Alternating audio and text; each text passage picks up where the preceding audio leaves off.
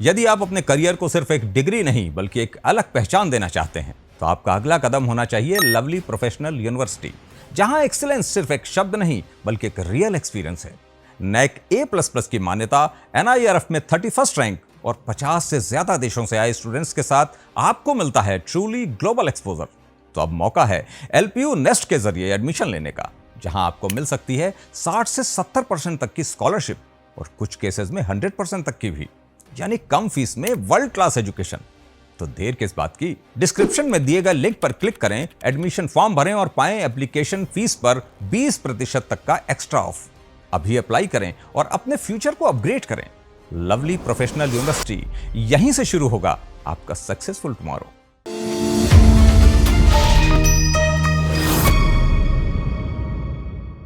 नमस्कार, शब्दसाची विंध्य के इस समाचार बुलेटिन में आपका स्वागत है। मैं हूं आपके साथ न्याजिया। शुरुआत करते हैं हेडलाइन से।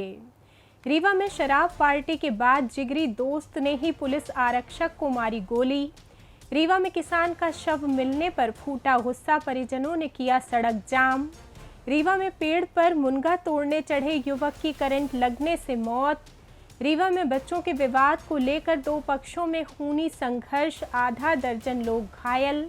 रीवा में अवैध हथियारों की बड़ी खेप बरामद, पुलिस ने घेराबंदी कर तस्करों को दबोचा।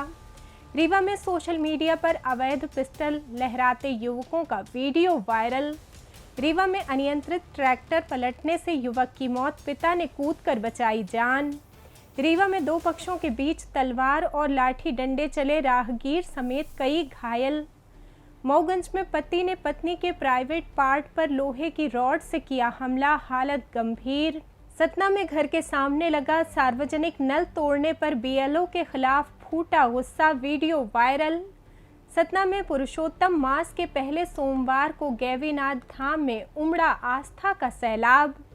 सीधी में हाईकोर्ट के आदेश के बाद भी तबादला बेअसर, पुराने पद पर जमे प्रवाचक पर उठ रहे सवाल। सीधी में कुर्सी पर बैठने को लेकर विवाद में युवक को पीटकर किया लहूलुहान।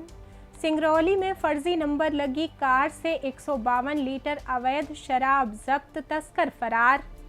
रीवा के TRS कॉलेज में एड्स वैक्सीन दिवस पर जागरूकता कार्यक्रम, छात्रों ने लिया संकल्प। और मध्य प्रदेश में भीषण गर्मी का कहर, रीवा में पारा 45 डिग्री के पार, तीव्र लू का अलर्ट। अब खबरें विस्तार से। रीवा जिले के समान थाना क्षेत्र अंतर्गत गडरिया मोहल्ले से एक दिल दहला देने वाली घटना सामने आई है, जहां एक पुलिस आरक्षक की गोली मारकर हत्या कर दी गई। मृतक आरक्षक राजेश कुमार पटेल मैहर जिले के रामनगर थाने में पदस्थ थे और अपने बेटे की तबीयत खराब होने के कारण छुट्टी लेकर गांव आए थे। रविवार रात वो घर से कुछ ही देर में वापस आने की बात कहकर निकले और पड़ोस में रहने वाले अपने जिगरी दोस्त राकेश तिवारी के घर पहुंच गए। वहां दोनों दोस्तों ने पहले जमकर शराब पार्टी की, लेकिन नशे की हालत में दोनों के बीच किसी बात को लेकर विवाद हो गया। विवाद इतना बढ़ा कि आरोपी राकेश तिवारी ने आरक्षक राजेश पटेल के कनपट्टी पर पिस्टल से गोली मार दी। घटना के बाद आरोपी के परिजन घायल आरक्षक को अस्पताल लेकर पहुंचे, लेकिन तब तक उनकी मौत हो चुकी थी।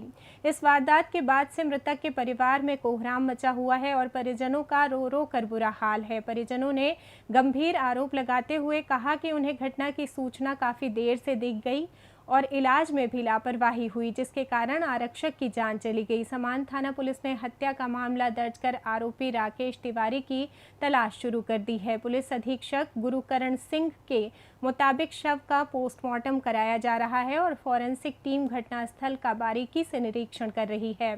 आरोपी को जल्द ही गिरफ्तार कर लिया जाएगा।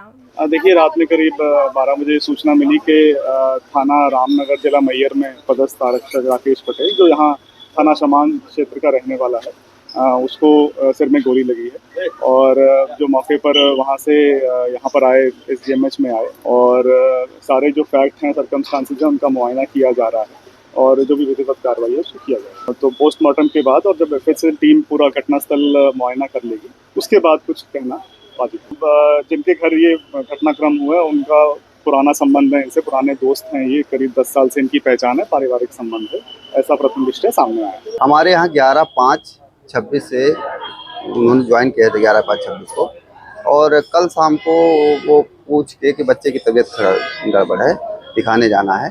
तो मुझसे पूछे थे, तो मैंने बोला था कि ठीक है चले जाइए, बच्चे को दिखा के आप जैसे ही हो जाएगा तो आ जाइएगा सुबह की गणना में 10 बजे तक। तो यही बात हुई थी। और अमूमन जो है तो 4-6 दिन 10 दिन में यदि किसी को कोई ज़रूरत पड़ती है और थाने की आवश्यकता नहीं रहती तो रात में पूछ के जाते हैं, कोई तो छोड़ा जा सकता है। रीवा जिले के चुरहटा थाना क्षेत्र के ग्राम साव में 2 दिनों से लापता किसान तेजभान कुशवाहा का शव रविवार को उन्हीं के खेत में मिलने से सनसनी फैल गई। शव मिलने की खबर मिलते ही आक्रोशित परिजनों ने हत्या का मामला दर्ज करने की मांग को लेकर बहुरी बांध में मुख्य सड़क पर जाम लगा दिया। करीब रात 10 बजे तक सड़क पर भारी बवाल और हंगामा चलता रहा, जिससे आवागमन पूरी तरह ठप हो गया। मौके पर पहुंचे पुलिस बल ने जब निष्पक्ष जांच और कार्रवाई का ठोस आश्वासन दिया, तब कहीं जाकर परिजन शांत हुए और जाम खोला गया। पुलिस ने सोमवार को शव का पोस्टमार्टम करवाकर उसे अंतिम संस्कार के लिए परिजनों को सौंप दिया है। फिलहाल पुलिस मौत के असली कारणों का पता लगाने के लिए पोस्टमार्टम रिपोर्ट का इंतजार कर रही है और एहतियात के तौर पर गांव में लगातार निगरानी रखी जा रही है। ये तेजभान कुशवाहा का शव उनके खेत में ग्राम बहुरी बांध में कल मिला था। जो एक परिजनों ने बताया कि 1 दिन पहले से ये घर से लापता थे। सूचना पर पुलिस मौके पर पहुंची और उसने वहाँ जो मौके की पंचनामा कार्रवाई होती है वो पुलिस द्वारा की गई। डीएम रिपोर्ट आने के बाद स्पष्ट होगा उनकी मौत क्यों हुई थी। परिजनों का आक्रोश था, वो रोड पर आ गए थे लेकिन वाहन इधर डाइवर्ट करा दिए गए थे। रीवा जिले के सिमरिया क्षेत्र में मुनगा तोड़ने पेड़ पर चढ़े एक युवक की बिजली के करंट की चपेट में आने से दर्दनाक मौत हो गई। मृतक गोपीनाथ साकेत के परिजनों ने बताया कि वो घर से राशन लेने के लिए निकला था, लेकिन कोटे पर राशन नहीं मिलने के कारण वो वापस लौट आया। इसके बाद वो घर के पास ही स्थित एक पेड़ पर मुनगा तोड़ने के लिए चढ़ गया। इसी दौरान पेड़ के पास से गुजर रही बिजली की हाई टेंशन लाइन से उसे जोरदार करंट लग गया, जिससे वो सीधे नीचे आ गिरा। परिजनों ने गंभीर हालत में उसे संजय गांधी चिकित्सालय में भर्ती कराया। यहां डॉक्टरों ने उसे मृत घोषित कर दिया।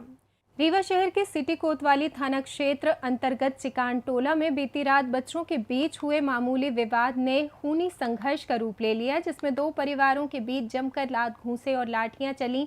दरअसल सुनील चिकवा और सरोज चिकवा का विवाद दूसरे पक्ष के जीतू चिकवा और कमलेश चिकवा से चल रहा था।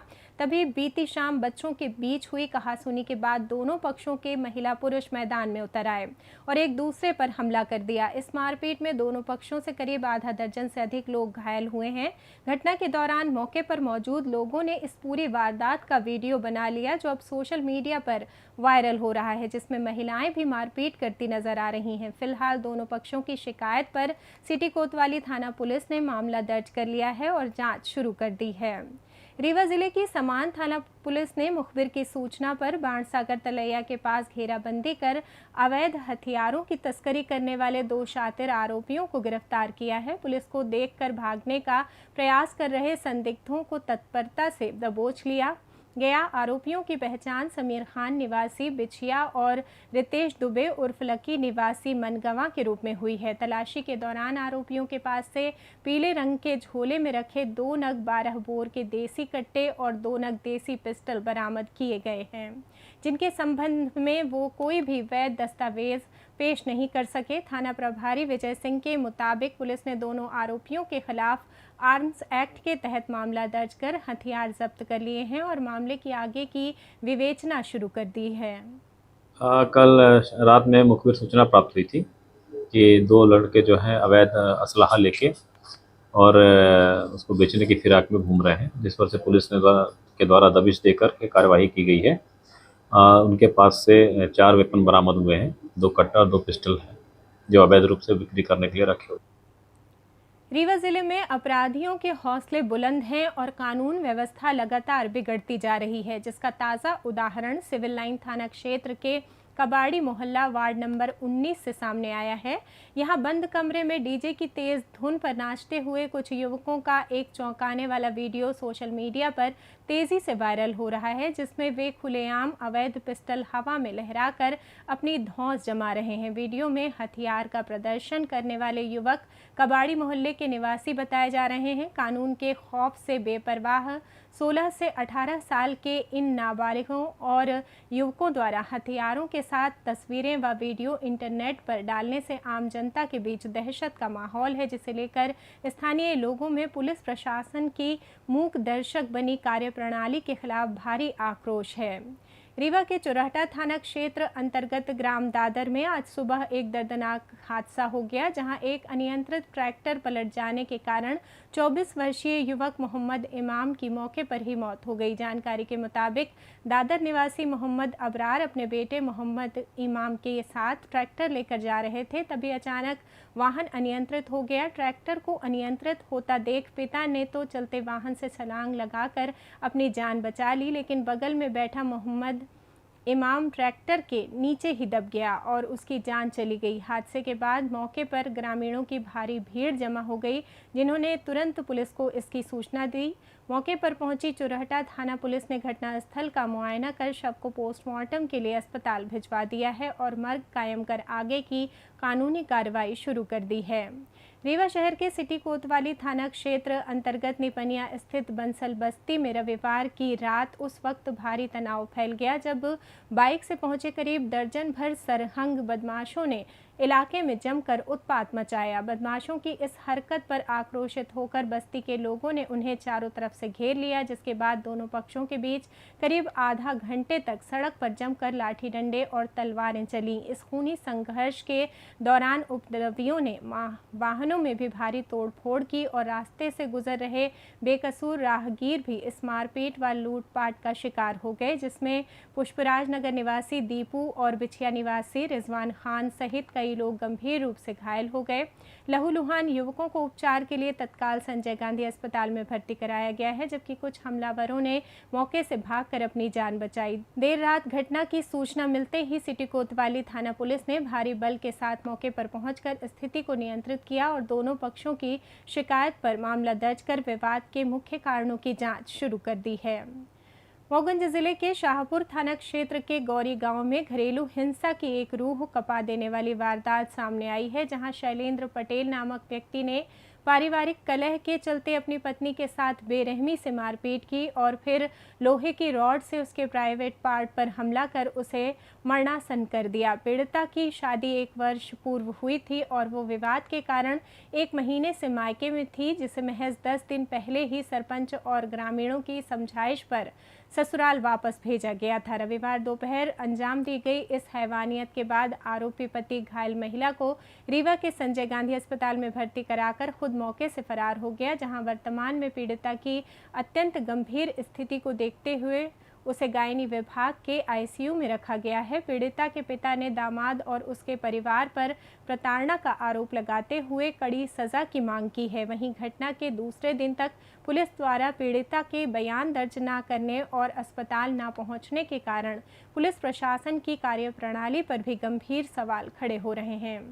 सतना नगर निगम क्षेत्र के वार्ड क्रमांक 36 स्थित रावना टोला में सरकारी संपत्ति को नुकसान पहुंचाने और स्थानीय लोगों को धमकी देने का एक गंभीर मामला सामने आया है, जहां एक बीएलओ सुलेखा साकेत ने अपने घर के सामने लगे सार्वजनिक नल कनेक्शन को गुस्से में आकर तोड़ दिया। स्थानीय पार्षद रमेश शुक्ला द्वारा मोहल्ले की पेयजल समस्या को दूर करने के लिए लगवाए गए इस नल का बीएलओ ने रविवार शाम घर लौटने पर कड़ा विरोध किया और पड़ोसियों से विवाद करते हुए न केवल कनेक्शन काट दिया बल्कि दोबारा नल लगवाने पर जान से मारने की धमकी भी दे डाली। इस पूरी घटना का वीडियो सोशल मीडिया पर तेजी से वायरल होने के बाद स्थानीय रहवासियों में भारी आक्रोश है और उन्होंने सरकारी पद पर बैठी महिला कर्मचारी के इस रवैये के खिलाफ प्रशासन से सख्त कार्रवाई की मांग की है। वहीं वार्ड पार्षद ने भी सरकारी संपत्ति को नुकसान पहुंचाने के इस कृत्य की शिकायत सीधे नगर निगम प्रशासन से करने की बात कही है।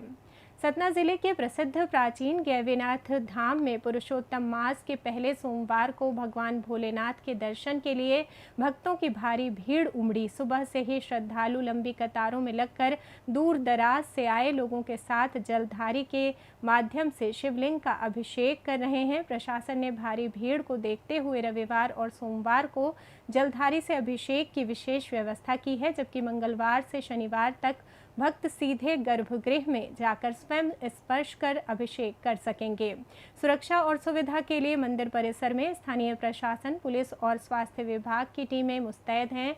धार्मिक मान्यताओं के अनुसार स्वयं भगवान विष्णु के नाम पर बने इस पवित्र पुरुषोत्तम माह में पूजा पाठ, व्रत और दान करने से कई गुना अधिक पुण्य मिलता है। सीधी जिले में उच्च न्यायालय के निर्देश पर व्यवस्था में पारदर्शिता लाने के लिए 3 वर्षों से अधिक समय से एक ही स्थान पर जमे प्रवाचकों के तबादले किए गए थे, लेकिन उपखंड अधिकारी गोपद बनास कार्यालय में पदस्थ प्रवाचक संजीव कुमार तिवारी ने ट्रांसफर आदेश जारी होने के बावजूद आज तक अपनी नई पदस्थापना पर कार्यभार ग्रहण नहीं किया है।